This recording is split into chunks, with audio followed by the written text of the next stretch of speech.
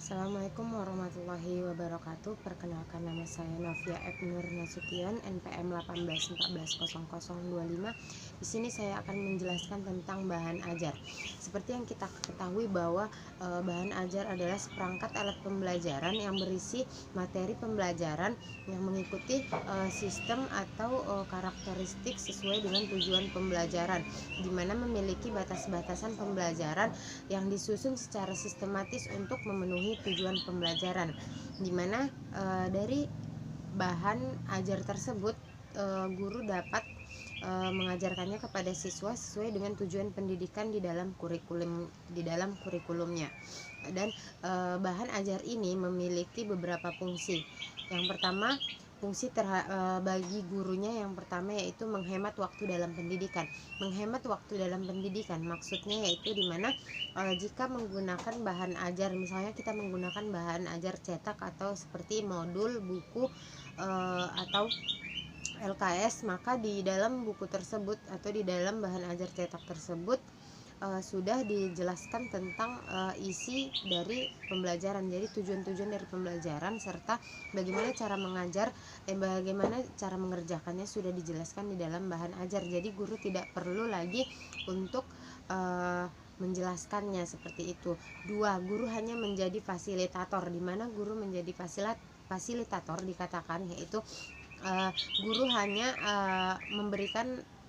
memberikan bahan ajar, tetapi di sini yang lebih aktif adalah siswanya, sehingga guru hanya menjadi fasilitator. Misalnya ada menyelewengan pendapat atau persepsi gitu, jadi guru hanya meluruskannya saja dan menjelaskannya saja, atau sebagai apanya gitu, fasilitatornya, jadi untuk mengarahkan muridnya saja. Yang kedua, pembelajaran lebih efektif, dimana jika menggunakan bahan ajar maka pembelajaran akan lebih efektif. Dikatakan lebih efektif karena di dalam bahan ajar tersebut sudah dijelaskan rumusan-rumusan KIKD yang ada di dalam tujuan pembelajaran sesuai dengan kurikulum, jadi lebih terarah dalam pembelajarannya.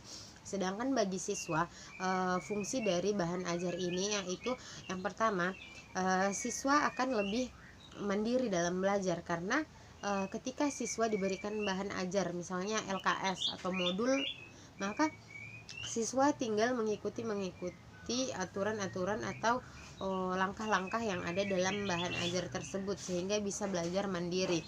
Dua, siswa dapat belajar kapan saja. Jadi ketika ada bahan ajar di rumah pun siswa dapat belajar karena ada petunjuk dan arahan dari buku atau bahan ajar tersebut.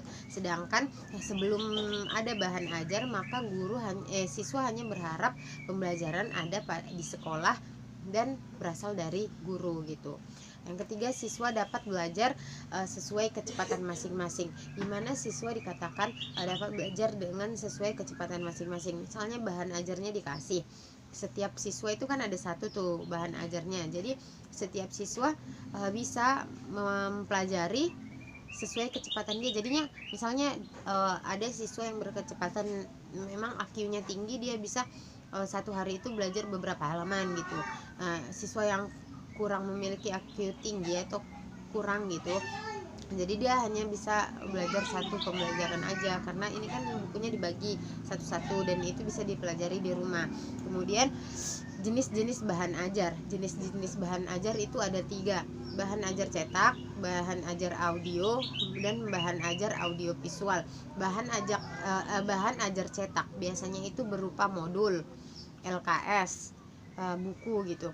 Biasanya kalau yang biasa dibagi kepada anak itu kayak LKS sama buku. Kemudian bahan ajar audio, dimana biasanya menggunakan radio atau CD untuk mendengarkannya. Jadi bahan ajarnya itu, jadi di audio itu menjelaskan tentang pembelajaran, misalnya rekamannya gurunya, rekaman guru menjelaskan pembelajaran gitu. Yang ketiga yaitu audio visual, dimana audio visual ini biasanya berbentuk VCD atau film. Jadi dari suatu film yang ditonton itu menjelaskan tentang pembelajaran tersebut gitu. Manfaat bahan ajar bagi guru: satu, tidak tergantung pada buku teks. Jadi biasanya kan dulu guru menggunakan menggunakan buku teks. Tapi sekarang ketika menggunakan bahan ajar, maka di situ sudah dijelaskan semuanya. Sedangkan sekarang buku teks itu susah didapatkan. Yang kedua, bahan ajar akan membantu membangun komunikasi pembelajaran yang lebih efektif antara guru dan siswanya. Yang ketiga, bahan ajar menjadi lebih kaya karena dikembangkan gitu. Yang keempat, menambahi penghasilan guru jika bahan ajar yang dibuatnya diterbitkan gitu. Manfaat bagi bahan ajar bagi siswa, yang pertama, belajar lebih mandiri. Lebih mandiri karena belajar sendiri kan. Kemudian belajar lebih menarik. Jadi di dalam bahan ajar atau modul LKS itu pembelajarannya menggunakan hal-hal yang bisa menarik minat siswa dalam belajar, jadi tidak monoton gitu. Yang kedua, siswa dapat kesempatan belajar secara mandiri, sudah dijelaskan tadi, tanpa bimbingan guru. Jadi dia bisa belajar sendiri tanpa ada bimbingan guru, karena di dalam bahan ajar sudah dijelaskan langkah-langkah dalam menggunakan buku tersebut atau dalam mengerjakan tugas. Yang ketiga, siswa mudah mempelajari setiap kompetensinya. Jadi sudah dirincikan tentang kompetensi dasar dan kompetensi intinya. Jadi siswa hanya mengikuti alur dari langkah pembelajaran yang ada di bahan ajar. Yang keempat, siswa lebih memahami materi karena di dalam buku bahan ajar tersebut terpatok kepada materi dan cara mengerjakan serta tugas gitu. Jadi tidak bertele-tele seperti pada buku teks, itu banyak banget teksnya tanpa memikirkan kejenuhan siswanya. Jadi kalau buku teks itu kadang siswanya belum tentu paham gitu dengan apanya. Jadi karena siswanya juga tertarik dengan buku tersebut atau bahan ajar tersebut, sehingga menarik siswa untuk lebih memahami materi.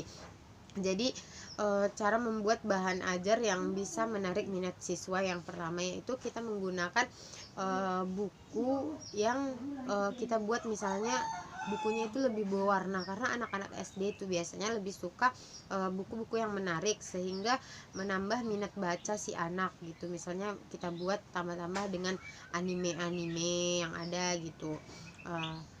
Kemudian lebih menarik pokoknya, dan jangan monoton gitu.